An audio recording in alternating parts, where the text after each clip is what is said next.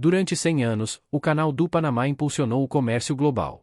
Não há melhor maneira de transportar mercadorias do Oceano Atlântico para o Pacífico, mas talvez isso esteja prestes a mudar.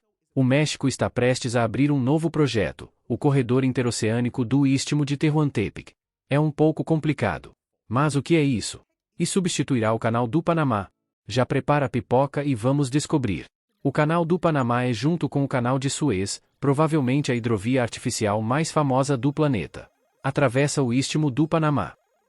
Você não ouve essa palavra com muita frequência, istmo. É basicamente apenas uma faixa de terra que conecta duas massas de terra maiores. O Istmo do Panamá liga a América do Norte à América do Sul, com o Atlântico e o Pacífico de ambos os lados. Este istmo tem 65 quilômetros de largura. Essa é também a extensão do Canal do Panamá, que na verdade é relativamente curto. O Canal de Suez é quase 3 vezes mais longo, enquanto o Grande Canal na China é, bastante incrivelmente, mais de 20 vezes mais tempo.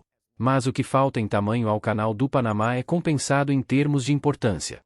Dê uma olhada neste mapa das Américas. Antes da construção do Canal do Panamá, em 1914, era um problema total para a carga os navios viajarem de um lado para o outro. Imagine um navio vindo da Europa. Tem um monte de mercadorias que deseja vender na Califórnia. Esse navio teria que navegar até o Chile, atravessar o Estreito de Magalhães, então navegar todo o caminho para o norte novamente. Se o navio fosse rápido o suficiente, poderia fazer isso em algumas semanas, mas para a maioria dos navios, você está olhando para meses. Também era perigoso. O Estreito de Magalhães pode ficar extremamente tempestuoso, sem falar em algumas correntes malucas. Naquela época, a única alternativa, a passagem noroeste, no topo das Américas, ficou obstruído pelo gelo durante a maior parte do ano e impossibilitou a navegação dos navios. Em 1902, os Estados Unidos decidiram fazer algo a respeito. Eles traçaram um plano para construir um canal de navegação na América Central. Este novo canal levaria menos de um dia para um navio navegar e reduziria a jornada do Atlântico ao Pacífico por uma distância de aproximadamente 12 mil quilômetros.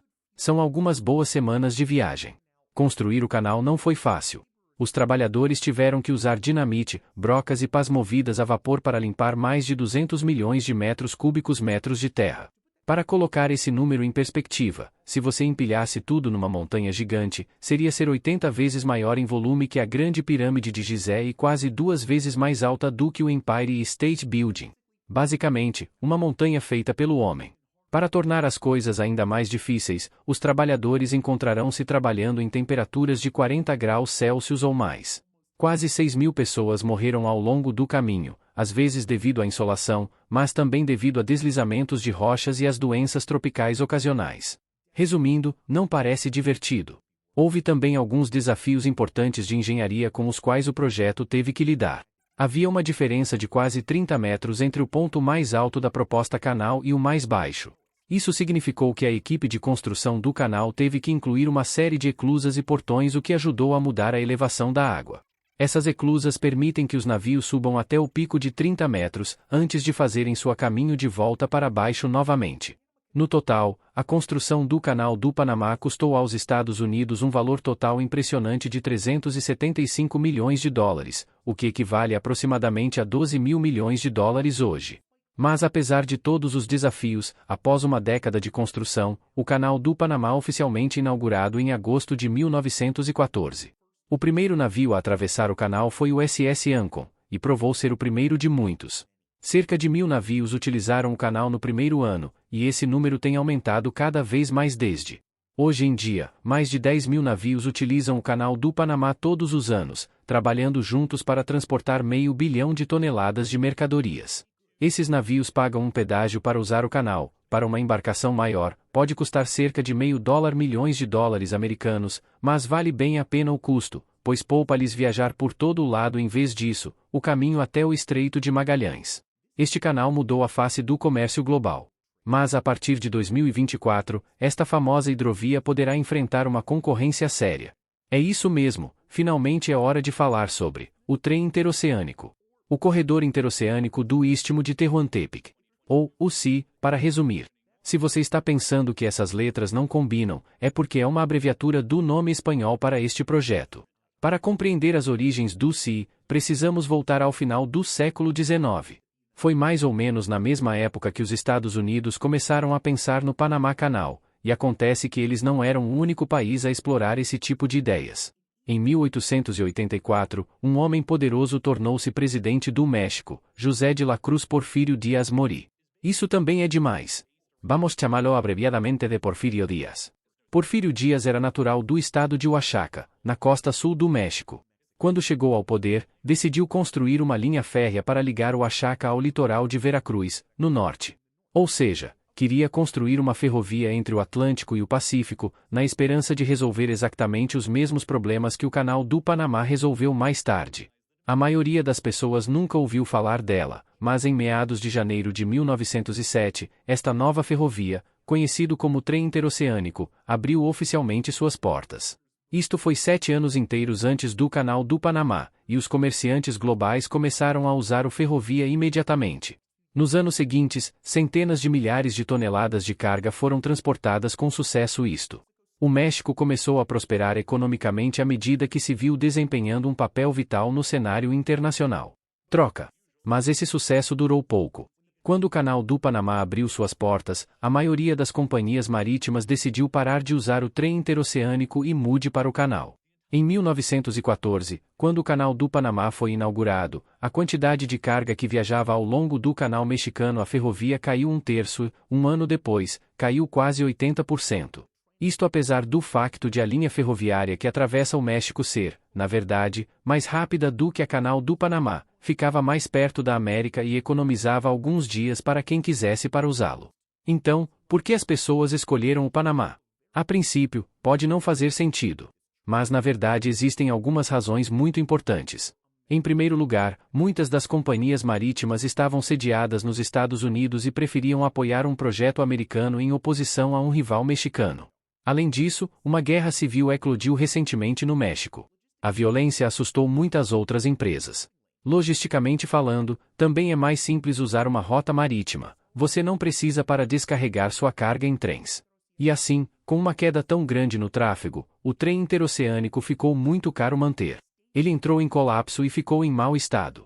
E assim permaneceu durante 100 anos, até que um novo e ambicioso presidente chegou ao poder no México, López Obrador. Em 2018, o presidente López Obrador fez planos para reconstruir a antiga linha ferroviária do México e criar um novo corredor entre o Atlântico e o Pacífico, um rival moderno nas proximidades do Canal do Panamá. O ambicioso projeto foi anunciado oficialmente poucos meses depois, com planos para um trio de linhas ferroviárias primárias, linha Z, linha FA e linha K. Se alguém souber o que são essas letras representa, por favor, deixe-nos saber nos comentários. Nossa equipe trabalhou duro nisso e nenhum de nós consegue descobrir. De qualquer forma, de volta ao SI. As obras começaram em junho de 2020, cortando vegetação, arrancando caminhos antigos e substituindo-os com novos brilhantes. No total, espera-se que a nova ferrovia, com essas 3 linhas principais, seja mais do que 1.000 quilômetros de extensão. O governo mexicano também está planejando construir uma série de parques industriais ao longo do Estrada de Ferro. E López Obrador não está brincando aqui. Em 2023, ele enviou o exército para capturar um trecho da antiga ferrovia que pertencia oficialmente a uma empresa privada. Mais tarde, ele se ofereceu para compensar a empresa, mas não antes de ter 100% de certeza de que isso trecho da ferrovia estava seguro nas mãos do governo. Ele não queria arriscar o colapso do projeto, só porque não conseguia chegar a um acordo com uma empresa privada teimosa. Na verdade, houve alguns confrontos com manifestantes, incluindo vários grupos de comunidades indígenas em Oaxaca. Estão preocupados com o impacto ambiental do projeto. Trabalhadores da construção civil vêm derrubando árvores e danificando habitats locais. Um grupo de manifestantes foi brevemente preso, após supostamente atacar trabalhadores da construção civil com facões. Noutros locais, famílias locais foram realocadas à força. Tudo parece um pouco controverso. Mas a maioria das pessoas na região pensa que os aspectos negativos do projeto serão compensados por todos os benefícios. Alguns especialistas pensam que o SI criará 500 mil de empregos para a população local e atrair 50 mil milhões de dólares de investimento internacional. Este boom econômico poderá transformar o país, e é isso que o presidente López Obrador está contando. Em agosto de 2023, a linha Z foi oficialmente concluída. Em setembro, o próprio López Obrador viajou em um trem de passageiros em uma das extremidades da rota para o outro. A viagem durou menos de 9 horas, tornando-a oficialmente mais rápida do que atravessar o Panamá Canal. 2 meses depois, poucos dias antes do Natal de 2023, os primeiros trens abriram suas portas ao público em geral e passou a transportar passageiros locais da costa atlântica para o Pacífico. As outras 2 linhas deverão ser concluídas até o final de 2024. Apesar de todo esse progresso, o governo ainda tem muito trabalho a fazer antes que a CIE pode ser usado para remessa internacional. Outra característica do projeto é a reforma total dos portos nas 2 extremidades do trem-linhas, para torná-las mais adequadas para navios de carga. Isto inclui um quebra-mar gigante no porto de Salina Cruz, que será composto por centenas de milhares de toneladas de rocha para abrigar o porto. Estas paredes rochosas gigantes destinam-se a reduzir o risco de navios de carga serem derrubados por tempestades ou ondas, o que realmente não seria o ideal. As obras ainda estão em andamento naquele quebra-mar. Mas a partir de notícias recentes, está cada vez mais perto de ser concluído, o que significa que o CIE abrirá a carga mais cedo ou mais tarde. E isso levanta uma questão bastante interessante: o que acontece com o Canal do Panamá? Antes de respondermos a esta pergunta, gostaríamos muito de receber seus comentários abaixo no comentários. Se você gosta desses vídeos, não deixe de se inscrever em nosso canal. Mas agora, de volta ao vídeo. Alguns especialistas pensam que o CIE provará ser uma alternativa mais barata e rápida ao atual Canal do Panamá. Se isso for verdade, faria sentido que as empresas mudassem seus métodos de envio. Rotas, viajando pelo corredor ferroviário do México em vez de usar a travessia em Panamá. Potencialmente, o canal poderia ser levado à falência, tal como fez com que o canal original versão da ferrovia mexicana fora do mercado um século antes. Mas, na verdade, não foi para isso que o CIE foi construído. As pessoas envolvidas afirmaram repetidamente que esta ferrovia mexicana complementará a existente Canal do Panamá, em vez de tentar substituí-lo. O Canal do Panamá tem capacidade para movimentar até 4 milhões de contêineres de carga a cada ano, mas muitas vezes isso não é suficiente. A cada ano que passa, mais e mais navios querem usar o canal, e isso enfrenta dificuldades para acompanhar a demanda. Para piorar a situação, o canal tem enfrentado alguns problemas. Em 2023, o Panamá foi atingido pela estação mais seca de sua história. As autoridades decidiram limitar o canal na esperança de preservar a água. Todos os seus portões e eclusas usam água para funcionar, e essa água era valiosa demais para ser desperdiçada. Uma decisão foi tomada. Apenas 25 navios seriam autorizados a usar o canal por dia, abaixo da média de quase 40 por dia. Isto levou a um certo frenesim, à medida que as empresas começaram a licitar milhões de dólares apenas para garantir um slot precioso. Outros navios ficaram encalhados, forçados a esperar por uma oportunidade de cruzar o canal. É aqui que outra opção como o CIE poderia ajudar. Poderia aliviar alguma pressão sobre o Canal do Panamá e dar às companhias marítimas uma alternativa rota quando o canal está em alta demanda. Isto tornaria o transporte marítimo mais confiável. As empresas teriam outra opção viável para ajudá-las a alcançar seus destinos a tempo. A escassez de água no Panamá interrompeu algumas entregas antes do Natal. Se o CIE estivesse em funcionamento, todas essas entregas poderiam ter sido feitas dentro do prazo. Trabalhando juntos, o Canal do Panamá e o CIE também poderiam levar a um aumento da comércio, com mais mercadorias agora capazes de circular entre o Atlântico e o Pacífico. Como disse uma autoridade mexicana sobre o projeto em 2023, não se trata apenas de conectar o país, trata-se de conectar o mundo. Mas, no futuro, também existe a possibilidade de o CIE enfrentar a sua própria concorrência. Em 2014, um empresário chinês tentou construir um canal na Nicarágua, na esperança de criar outra alternativa ao Panamá. Quando o mercado de ações chinês quebrou em 2015, ele foi forçado a abandonar o projeto. Mas talvez alguém volte a isso no futuro. Há também a possibilidade de que a passagem noroeste, uma vez bloqueada pelo gelo, possa estar se abrindo como resultado do aquecimento global. Nos últimos anos, alguns navios conseguiram usar essa rota para chegar de um lado do América para o outro.